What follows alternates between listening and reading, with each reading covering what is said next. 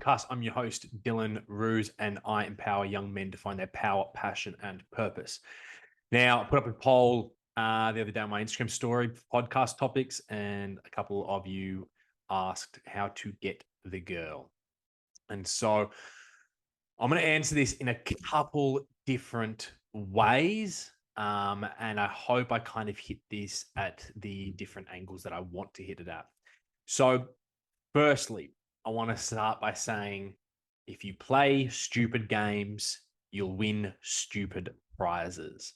And I say that because if you're trying to get the girl and you're employing different tactics in order to do so, then you're essentially playing a game.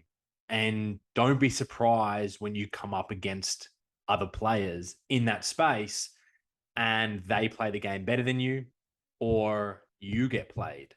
And so even if you win at those games and you've not even necessarily manipulated, but you've uh allowed yourself to come across in certain ways that aren't true to who you really are. And if I'm honest, it really is a form of manipulation, really manipulation of the truth.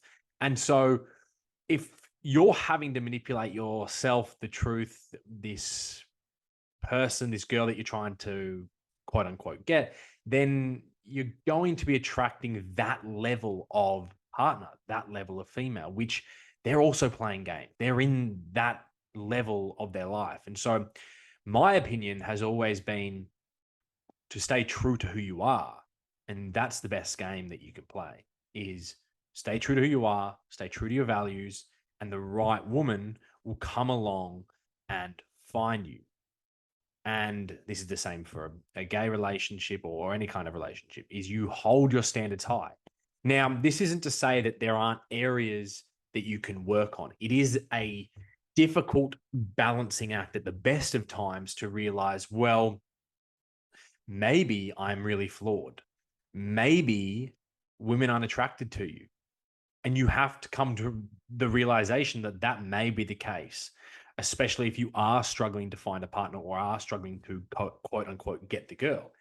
It's probably going to have something to do with you, the way you're presenting yourself, the way you dress, the way you take care of yourself, whether or not you have any goals, whether or not you work out. So there are always things that you could be doing to making yourself more attractive. And I saw something just recently, I don't know who said it, and it made me really think. And I actually think this is accurate. And it said there's no such thing as a 5 out of 10 guy because if you dress better, all of a sudden you're a 6. If you've got a good personality, you're funny, all of a sudden you're 7.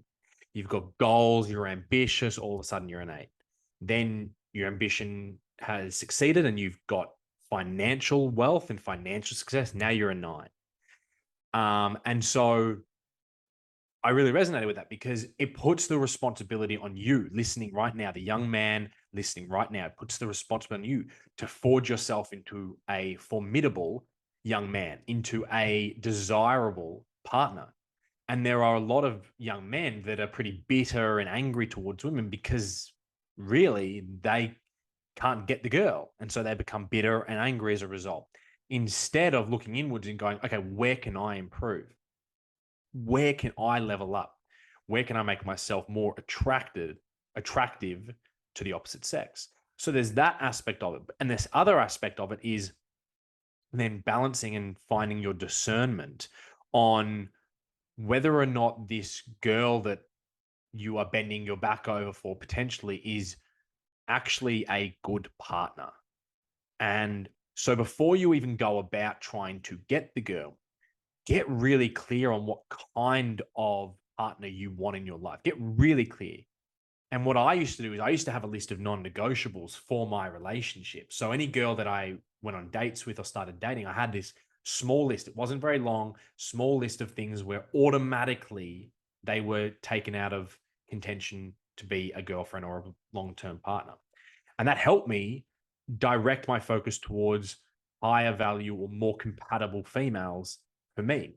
And then you compound that with the fact that I was working on myself constantly in my early 20s. It allowed me to now at 28 years old, and I've got a young son. Now I've got a beautiful partner. I have an incredibly high value queen as my partner.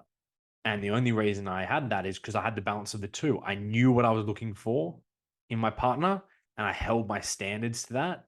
But also, whenever I went through a breakup and went through a dating process, I looked at myself and was like, how can I improve? How can I improve? How can I improve?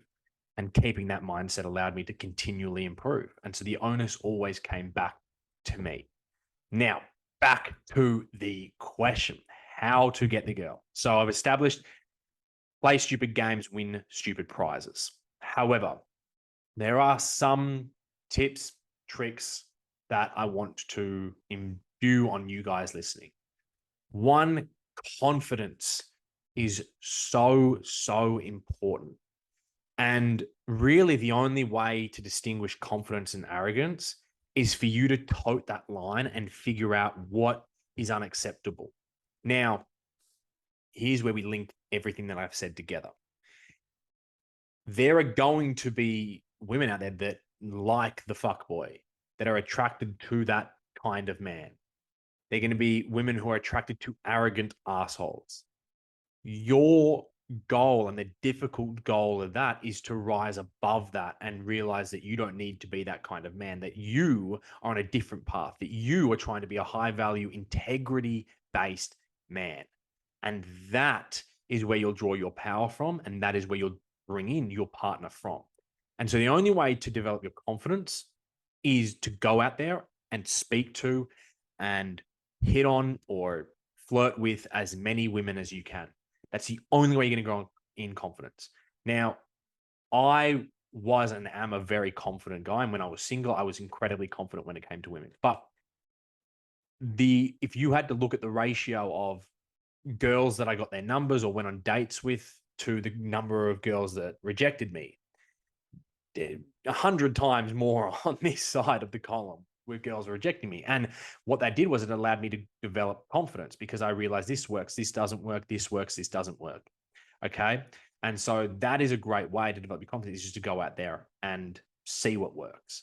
And one trick with overcoming that fear or overcoming that anxiety is don't take yourself so seriously and don't put your partner or women on a pedestal. They're just human beings, just like you and I. They're human beings. Okay.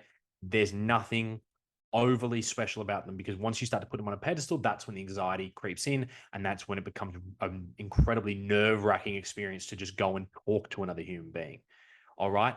And always the times when I tried to formulate a response, formulate something to say, figure out the best pickup line, I would get overwhelmed with fear and anxiety, just wouldn't do it. Or I'd go over there and I wouldn't be as confident as I could be. And I'd mumble or I'd stumble. Right. And every time I just didn't think about it, I just went up and introduced myself. Hi, my name's Dylan. How's it going? What are you doing? What's your name? Who are you here with? Simple questions that doesn't require any IQ or any extra thought. They were always successful interactions. They always left me feeling more confident. So don't overthink it. Literally, that is as simple as the pickup line is. Hi, my name is Dylan. That's it. What's your name? That's it. There doesn't need to be any tricks. There doesn't need to be any games being played. Just go up and be really open and honest. And finally, how to get the girl. I would say, as I touched on at the start, is just be yourself. Because even if you get the girl as you're being someone else, now you've developed this subconscious story, and it will be subconscious. Maybe it'll be conscious for some of you, but a subconscious story that'll be running that is, I can't actually show my true self, or I can't be who I really am because she likes this persona that I've portrayed forward.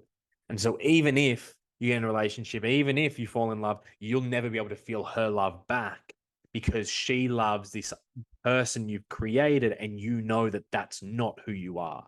So it's really important and imperative that you stay true to who you are and show up in that manner as frequently as possible. And I'm going to leave you with one final thing. And it's been quoted from, I don't know, there'd be a shitload of people that have quoted this, so I'm not going to put a person, but there is a known fact that If you stay on path with your purpose and you stay on path with what it is that you've got going on in your life that instantly makes you more attractive to the opposite sex, instantly. And a lot of young men think that they need to spend all their time and energy texting and following up and making themselves available to the girl, and that's how you're going to get it. It's actually the complete opposite. The less available you are, the more attractive you are, because it says to them that you've got something going on in your life. And the goal here is to not pretend like you've got something going on in your life and see a text message and put it down and I'll message her in an hour because I've just seen it. No, those are stupid games. You're going to win stupid prizes, right? But the goal is to actually have important things going on in your life, a sport, a career, a passions, hobbies, your friends, other things in your life, so that it's not that you've picked up your phone, seen it, and said you'll text back later. It's just you were in the middle of something, then you see it, and then you text back. That's a very specific example, but you take that theme or that philosophy across everything. All right. Hey, what do you do on the weekend? I'm free all weekend. Just let me know a time and we'll hang out. No, do not say that. Instead, hey, I'm free Saturday night. Let me take you out for dinner. Are you free then? No, no, no. I'm not free Saturday night, but I'm free Friday night. Are you? No, you're not free. You said that you were not free. Don't move your plans around. Don't do anything. No. Hey, sorry, not free Friday. Only free Saturday. How's your Monday look for a coffee? How's this look? Yeah. Make sure that your life is set up so that you have other things. That's the thing. It's not a game. I'm not telling you to play these silly games, but these are just facts. Women are more attractive when you've got things going on in your life. And when you make yourself too available, that is a massive turnoff because it says, well, you've got nothing else going on. I'm the best thing you've got going on in your life. And I want a man who's got other things going on. So I'm sure this will turn into a part series where I get a little bit more technical and a bit more specific in regards to certain situations and tips, tricks, hacks, all that sort of stuff. But I really want it to be clear that you should not be going out there trying to sleep with as many women as possible. You should not be going out there trying to get as many women as possible. What you should be doing is developing your confidence so that you can get the woman of your dreams. And the way to do that is by talking to multiple women, is by going out there and putting yourself out of your comfort zone. So that is the path to greater confidence. Now, if you found this podcast useful, please hit the like button, subscribe, share it. It takes 60 seconds and it would mean the world to me, as the more people that see this, the bigger this podcast grows. The bigger this podcast grows, the bigger our brotherhood grows. And as always, Young King sending you love and strength.